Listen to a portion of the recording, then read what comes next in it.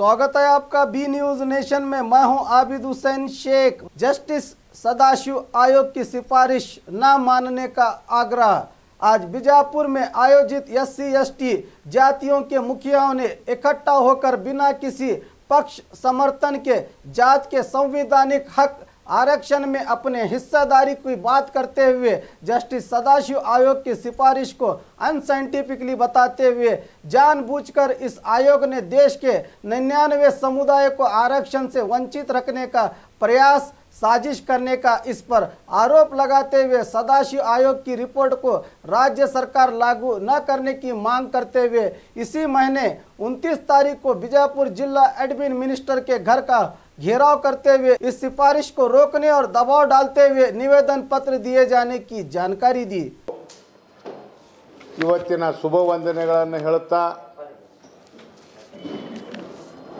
ಅವೈಜ್ಞಾನಿಕವಾದಂಥ ಸದಾಶಿವ ಆಯೋಗದ ವರದಿಯನ್ನು ವಿರೋಧಿಸಿ ನಾವು ಪ್ರತಿಭಟನೆಯನ್ನು ಮಾಡಬೇಕಾಗಿದೆ। ಸದಾಶಿವ ಆಯೋಗದ ವರದಿಯ ಸಾರಾಂಶಗಳು ಏನಿವೆ ಅನ್ನುವ ನಮ್ಮ ಸಾಮಾನ್ಯ ಜನರಿಗೆ ಯಾರಿಗೂ ಗೊತ್ತಿಲ್ಲ। ಈ ವರದಿಯನ್ನು ಆಯೋಗದ ಅಧ್ಯಕ್ಷರಾಗಿ ನೇಮಿಸಿದರು।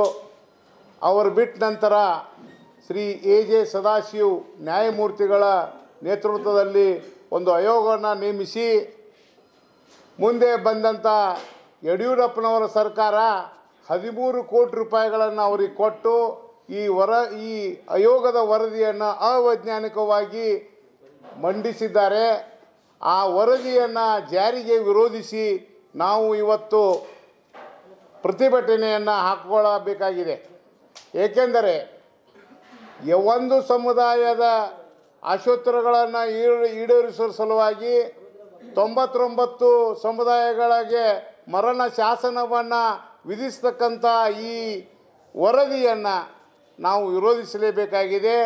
ಆ ವರದಿ ಜಾರಿಗೆ ಬಂದರೆ ನಾವು 99 ಪರಿಶಿಷ್ಟ ಜಾತಿಯಲ್ಲಿರ್ತಕ್ಕಂಥ 99 ಸಮುದಾಯಗಳಿಗೆ ಅನ್ಯಾಯ ಆಗುತ್ತದೆ। ಇವರನ್ನು ಆ ಪರಿಶಿಷ್ಟ ಜಾತಿಯ ಪಟ್ಟಿಯಿಂದ ಬಿಡುಗಡೆ ಮಾಡುವ ಹುನ್ನಾರ ಕೂಡ ನಡೆದಿದೆ। ಈ ಕಾರಣಕ್ಕಾಗಿ ರಾಜ್ಯ ಮಟ್ಟದಲ್ಲಿ ನಮ್ಮ ಈ ಹಿತರಕ್ಷಣಾ ಸಂರಕ್ಷಣಾ ಹೋರಾಟ ಸಮಿತಿಯು ನಮಗೆ ಕರೆ ಕೊಟ್ಟಿದೆ। 29ನೇ ತಾರೀಕು ಎಲ್ಲ ಜಿಲ್ಲಾ ಉಸ್ತುವಾರಿ ಸಚಿವರ ಮನೆಗಳ ಮುಂದೆ ಧರಣಿ ಸತ್ಯಾಗ್ರಹ ಮಾಡಿ ಅವರಿಗೆ ಒಂದು ಮನವಿ ಕೊಡಬೇಕು, ಅವರ ಗಮನ ಸೆಳೆಯಬೇಕು ಮತ್ತು ತಾಲೂಕಾ ಮಟ್ಟದಲ್ಲಿ ಶಾಸಕರ ಗಮನ ಸೆಳೆಯಬೇಕು। ಶಾಸಕರಿಗೆ ಒಂದು ಮನವಿಯನ್ನು ಕೊಟ್ಟು ಸರ್ಕಾರದಲ್ಲಿ ಈ ವರದಿ ಮಂಡನೆ ಆಗದಂತೆ ನೋಡಿಕೊಳ್ಳಲು ನಾವು ಮುನ್ನೆಚ್ಚರಿಕೆ ವಹಿಸುವ ಸಲುವಾಗಿ ಈ ಹೋರಾಟವನ್ನು ಮಾಡ್ತಾ ಇದ್ದೀವಿ।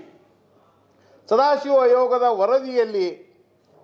ವರದಿಯನ್ನು ಮಂಡಿಸಿದ್ದಾರೆ। ಅದರಲ್ಲಿ 1, 2, 3, 4 ವಿಭಾಗಗಳನ್ನು ಮಾಡಿದ್ದಾರೆ। ಅದರಲ್ಲಿ ಒಳ ಮೀಸಲಾತಿಯನ್ನು ಪರಿಶಿಷ್ಟ ಜಾತಿಯ ಎಡ ಸಮುದಾಯಕ್ಕೆ 6%, ಎಡ ಸಮುದಾಯಕ್ಕೆ 5%, ಇನ್ನುಳಿದ 3ನೇ ಸಮುದಾಯಕ್ಕೆ 3%, ಲಾಸ್ಟ್ ಇತರರಿಗೆ 1% ಅಂತ ಕೊಟ್ಟಿದ್ದಾರೆ। ಇದು ಅವೈಜ್ಞಾನಿಕವಾದಂಥ ವರದಿ। ಇದು ಡಾಕ್ಟರ್ ಬಾಬಾ ಸಾಹೇಬ್ ಅಂಬೇಡ್ಕರ್ ಅವರು ಈ ಪರಿಶಿಷ್ಟ ಜಾತಿಯ ಆಶೋತ್ತರಗಳನ್ನು ಈಡೇರಿಸಲು ಅವರು ಕ್ರಮಬದ್ಧವಾದಂಥ ಒಂದು ಸಂವಿಧಾನವನ್ನು ಬರೆದಿದ್ದಾರೆ। ಸಂವಿಧಾನದ 17ನೇ ಪರಿಚ್ಛೇದ ಪ್ರಕಾರ ಯಾವುದೇ ಜಾತಿ ಮತ ಅನ್ನಲ್ಲದೆ ಒಳ ಮೀಸಲಾತಿ ಮಾಡಲಿಕ್ಕೆ ಅವಕಾಶ ಇಲ್ಲ। ಸಂವಿಧಾನದ 17ನೇ ಪರಿಚ್ಛೇದ ಪ್ರಕಾರ ಒಳ ಮೀಸಲಾತಿಗೆ ಅವಕಾಶ ಇಲ್ಲ ಸಂವಿಧಾನದಲ್ಲಿ।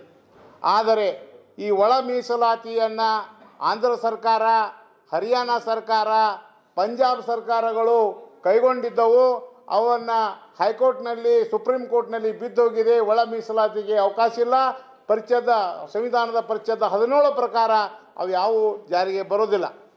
ಈ ಸದಾಶಿವ ವರದಿ ಆಯೋಗದಲ್ಲಿ ಒಳ ಮೀಸಲಾತಿಯನ್ನು ಮಾಡಿ ಮುಂದೆ ಕೊರ್ಮಾ-ಕೊರ್ಚ, ಈ ಕೊರ್ಮಾ-ಕೊರ್ಚ, ಲಂಬಾಣಿ, ಬೋವಿ ಈ ಕೊಲಂಬೋ ಸಮುದಾಯಗಳನ್ನು ಮುಂದುವರೆದಿದ್ದಾರೆ।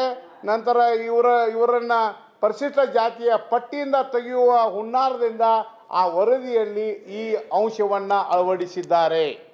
ಈ ಅಂಶವನ್ನು ಜಾರಿಗೆ ಬಂದರೆ ನಾವು ಈ ಎಲ್ಲ ಸಮುದಾಯಗಳು ಪರಿಶಿಷ್ಟ ಜಾತಿಯ ಪಟ್ಟಿಯಿಂದ ನಾವು ಹೊರಬರುವ ಹುನ್ನಾರ ನಡೆದಿದೆ, ಹೊರ ಬರ್ತೇವೆ. ಏಕೆಂದರೆ ಸಂವಿಧಾನದ 341 ಸಬ್ ಸೆಕ್ಷನ್ 2 ಪ್ರಕಾರ ಸಂಸತ್ತಿಗೆ ಮತ್ತು ಕೇಂದ್ರ ಸರ್ಕಾರಕ್ಕೆ ಇವ್ರನ್ನ ಯಾರನ್ನು ಒಳಗೆ ತಗೋಬೋದು, ಹೊರಗೆ ಹಾಕ್ಬೋದು ಅನ್ನುವ ಒಂದು ನಿಯಮ ಇದೆ. ಆ ನಿಯಮದಲ್ಲಿ ನಮ್ಮನ್ನ ತೆಗೆದೇ ಬಿಡ್ತಾರೆ, ಆ ಪ್ರಶ್ನೆನೇ ಇಲ್ಲ. ಅದಕ್ಕಾಗಿ ಈ ವರದಿ ಯಾವುದೇ ಕಾಲಕ್ಕೂ ಜಾರಿಗೆ ಬರದಂತೆ ನಾವು 29/1/2018 ಎಲ್ಲ ಜಿಲ್ಲೆಯಲ್ಲಿ ಜಿಲ್ಲಾ ಉಸ್ತುವಾರಿ ಸಚಿವರಿಗೆ ನಮ್ಮ ಮನವಿಯನ್ನು ಕೊಟ್ಟು ಅವರ ಮನೆ ಮುಂದೆ ಧರಣಿ ಸತ್ಯಾಗ್ರಹವನ್ನು ಮಾಡಿ ನಮ್ಮ ಹಕ್ಕನ್ನು ನಾವು ಪ್ರತಿಪಾದಿಸ್ತೀವಿ ಅಂತ ನಾನು ಹೇಳಿ ನನ್ನ ಮಾತು ಮುಗಿಸ್ತೀನಿ. ಜೈ ಹಿಂದ್, ಜೈ ಕರ್ನಾಟಕ. और खबरों के लिए देखते रहिए बी न्यूज़ नेशन।